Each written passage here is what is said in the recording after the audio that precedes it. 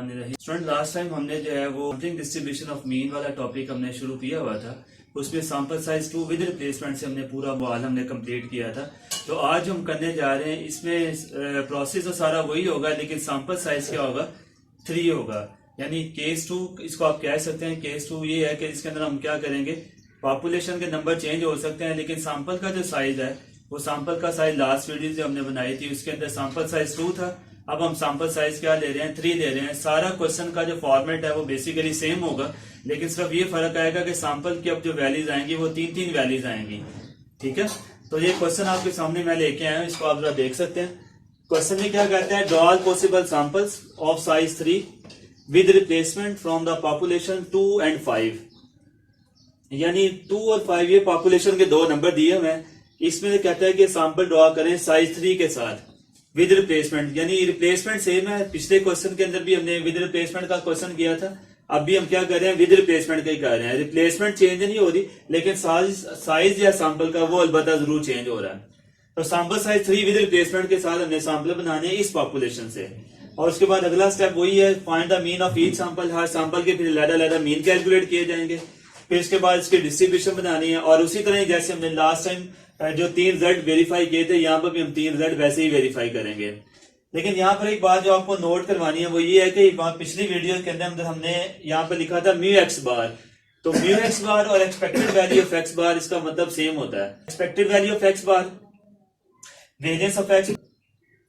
पिछली वीडियो में इसको हमने कहा था सिग्मा स्क्वायर एक्स बार का नाम दिया था। स्टैंडर्ड एरर ऑफ एक्स बार, इसको हम स्टैंडर्ड डेविएशन भी कहते हैं। तो स्टैंडर्ड डेविएशन का दूसरा नाम यहाँ पर क्या यूज किया जा रहा है, standard error of x bar use किया जा रहा है। अब इस क्वेश्चन को हम कैसे शुरू करेंगे, आइंदा इसको सीखते हैं जरा। तो सबसे पहले उसी तरह पॉपुलेशन लिखिए। पॉपुलेशन के नंबर क्या है, 2 और 5।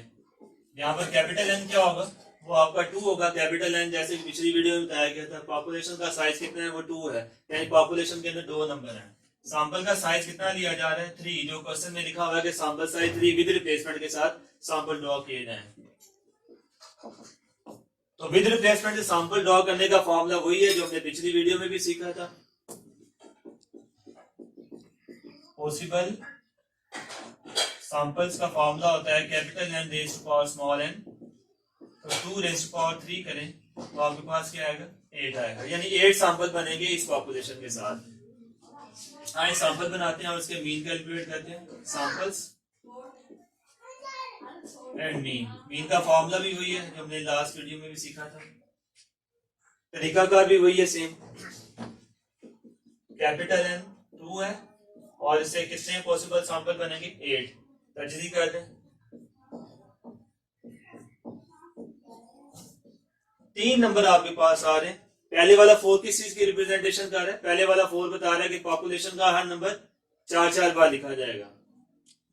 2 को 4 बार लिखें और उसके बाद 5 को भी 4 बार लिखें।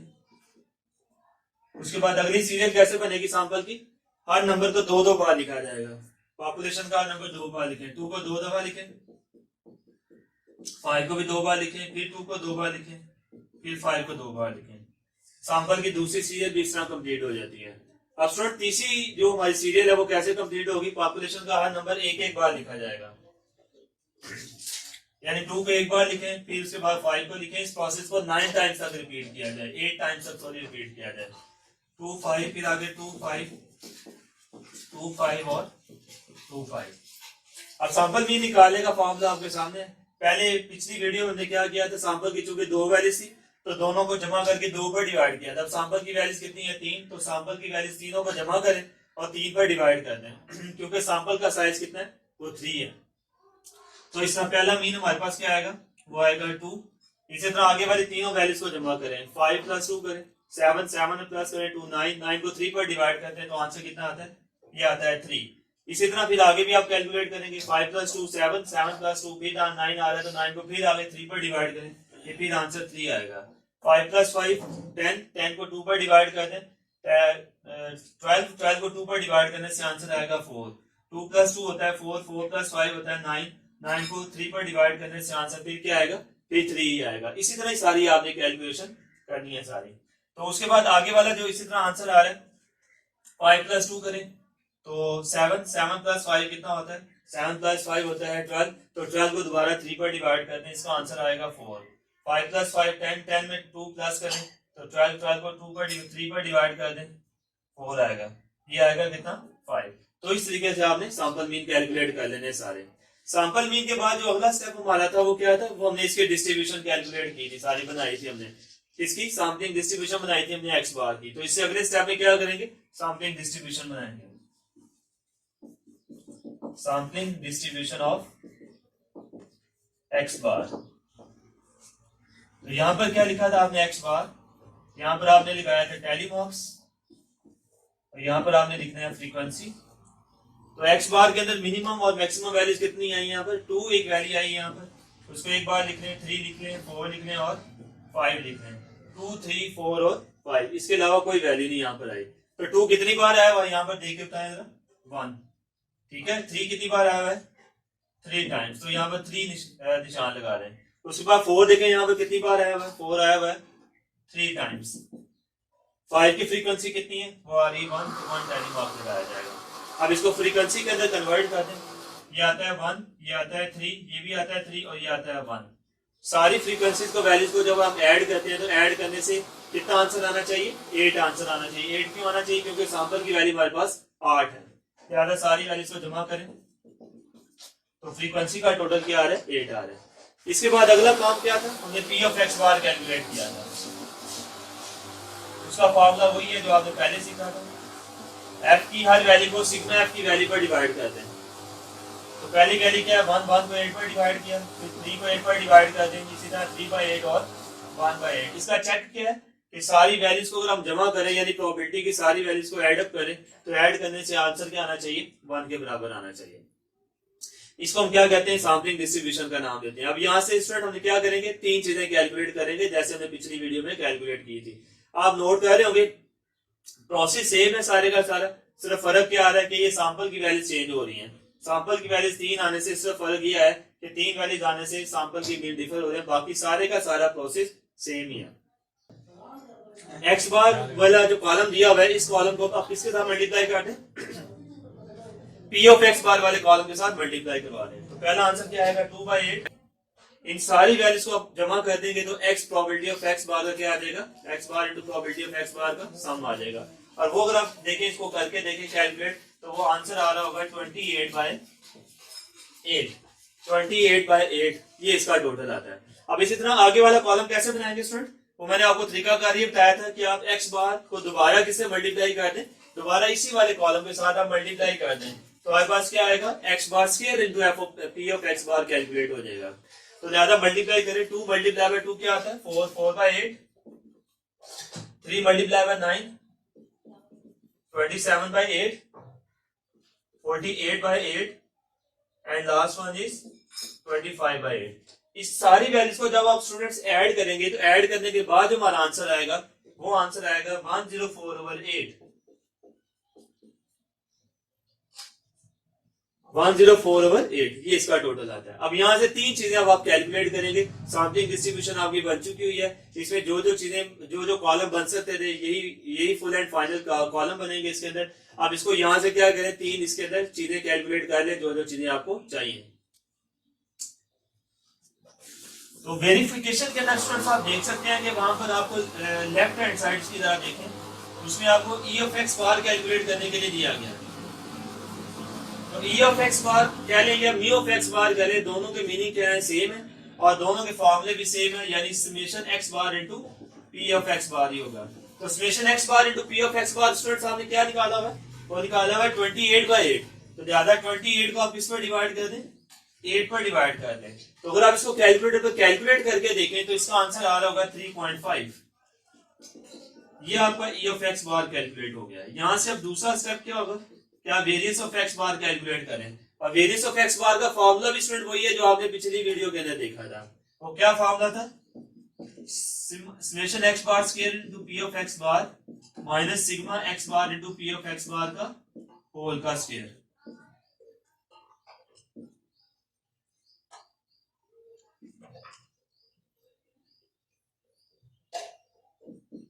एक्स बार का होल का स्क्वायर। अब आप यहाँ पर देखिए x bar square into p of x bar का टोटल जो आपने निकाला है वो कितना निकाला हुआ है 104/8। तो 104/8 इधर रखें और ये हिसाब ने पहले कैलकुलेट किया हुआ है sigma x bar into p of x bar जो आपने निकाला हुआ है उस वो पहले ही आपने निकाला हुआ है 3.5। लिहाजा इसकी डायरेक्ट आप 3.5 का स्क्वायर ले सकते हो। तो जरा 104 को आप पहले डिवाइड करोगे किस पे 104 को आप 8 पर डिवाइड कर दें। 104 को जब आप 8 पर डिवाइड करेंगे तो 1.3 कुछ आंसर आ रहा होगा इसका और 3.5 का जब आप स्केल लें 3.5 का जब आप स्केल लेंगे तो आंसर आएगा 12.25।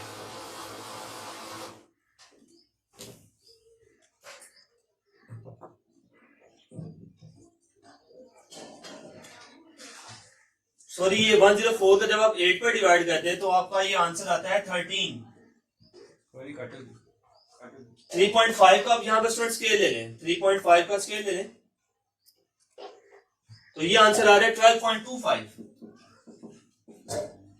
तो 13 में से आप माइनस कर दें 12.25 तो आंसर आ रहा है 0.75। ये आपका निकल आया वेरिएंस ऑफ एक्स बार। यहां से स्टैंडर्ड एरर ऑफ एक्स बार अगर आपने निकालना है तो इसका क्या करें 0.75 का अंडर रूट ले लें क्योंकि वेरिएंस का हम स्क्वायर रूट जो लेते हैं वो किसके बराबर होता है वो स्टैंडर्ड डेविएशन के बराबर होता है। तो 0.75 का स्टूडेंट अगर हम अंडर रूट लेते हैं तो इसका आंसर आता है 0.866। इन तीनों चीजों का ताल्लुक सैंपलिंग डिस्ट्रीब्यूशन के साथ है। वो सैंपलिंग डिस्ट्रीब्यूशन आपकी बन चुकी है, तीनों चीजें भी आपने कैलकुलेट कर ली है। अब बाकी जो तीन चीजें हैं जो वेरिफिकेशन के अंदर हमें चाहिए म्यू सिग्मा स्क्वायर और सिग्मा उसका बेटा ताल्लुक जो है वो किसके साथ है उसका ताल्लुक पॉपुलेशन के साथ है। अब वो तीनों चीजें पॉपुलेशन से कैलकुलेट करेंगे और एंड में रिजल्ट को वेरीफाई कर देंगे कि हमारे रिजल्ट जो है वो सही है आके गलत। तो आइए अब जरा पॉपुलेशन से मीन वेरिएंस और स्टैंडर्ड डेविएशन कैलकुलेट कर लेते हैं।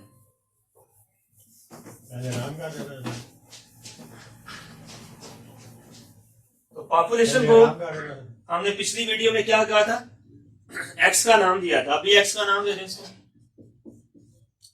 2 और 5। यहां से हर वैल्यू को स्केल लें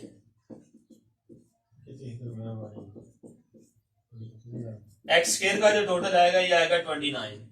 अब हम यहां से म्यू कैलकुलेट करें। म्यू का फॉर्मूला क्या होता है sigma X over capital N. तो सिग्मा एक्स से आपने कितना निकाला है 7। 7 को किस पर डिवाइड करेंगे 2 पे। 2 कहां से है पॉपुलेशन का साइज। तो पॉपुलेशन का साइज क्वेश्चन में कितना दिया हुआ है 2। तो 7 को जब आप 2 पर डिवाइड करेंगे तो ये आपका आंसर आएगा 3.5। उसके बाद सिग्मा स्क्वायर कैलकुलेट करें। फॉर्मूला फिर वही है sigma X square over N minus sigma X over N का होल का स्क्वायर। तो सिग्मा एक्स स्क्वायर कितना आपने कैलकुलेट किया हुआ है वो आपने निकाला हुआ है 29। तो 29 को 2 पर पहले डिवाइड करें। सिग्मा एक्स ओवर एन पहले कैलकुलेट हो चुका हुआ है तो उसका आंसर क्या आया हुआ है 3.5। तो 3.5 का डायरेक्टली स्क्वायर लें तो उसका आंसर यहां पर लिखा जाएगा। तो 29/2 अगर आप इसको कैलकुलेटर पर कैलकुलेट करके देखें तो 29/2 का आंसर आ रहा है 14.5। 3.5 का भी यहां पर आप स्क्वायर ले लीजिए। 3.5 का स्क्वायर आ रहा है 12.25। तो 14.5 में से माइनस जब आप करेंगे ये वाला आंसर तो ये आंसर आएगा 2.25। 2.25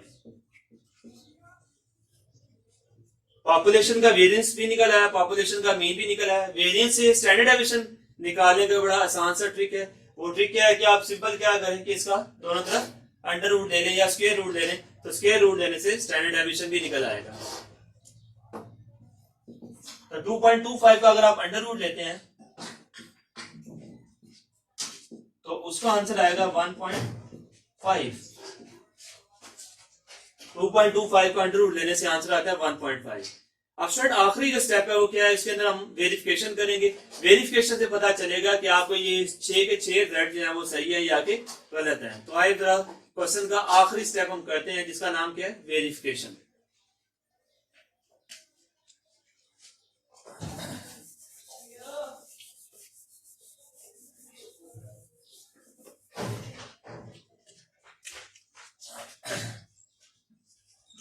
वेरिफिकेशन में पहला काम क्या था प्रूफ ये करना था कि mu expected value of x bar का आंसर आना चाहिए म्यू के बराबर। इसका आंसर आपने निकाला हुआ है 3.5 और म्यू का आंसर भी क्या आ रहा है 3.5। तो आपका पहला रिजल्ट जो है वो क्या हो गया, वेरीफाई हो गया। अब सेकंड रिजल्ट की तरफ बढ़े। वो ये प्रूव करना था कि वेरिएंस ऑफ एक्स बार किसके बराबर आना चाहिए, सिग्मा स्क्वायर ओवर एन के बराबर आना चाहिए। अब वेरिएंस ऑफ एक्स बार जो आपने कैलकुलेट किया हुआ है वो ये है 0.75। अब इस हिस्से को भी अगर आप कैलकुलेट करें तो इसका आंसर भी 0.75 आना चाहिए। अगर 0.75 नहीं आ रहा आंसर तो इसका मतलब है या आपने वेरिएंस ऑफ एक्स बार में गलती की है या फिर आपने पॉपुलेशन के वेरिएंस निकालने में गलती की है। तो अभी चेक कर लेते हैं। सिग्मा स्क्वायर कितना है, सिग्मा स्क्वायर आपका है 2.25। इसको डिवाइड करते हैं सैंपल के साइज पे और सैंपल का जो साइज दिया हुआ है क्वेश्चन के अंदर वो है 3। तो 2.25 को अगर आप 3 पर डिवाइड करते हैं तो इसका आंसर भी 0.75 ही आ रहा होगा, आप चेक कर सकते हैं। अब लास्ट में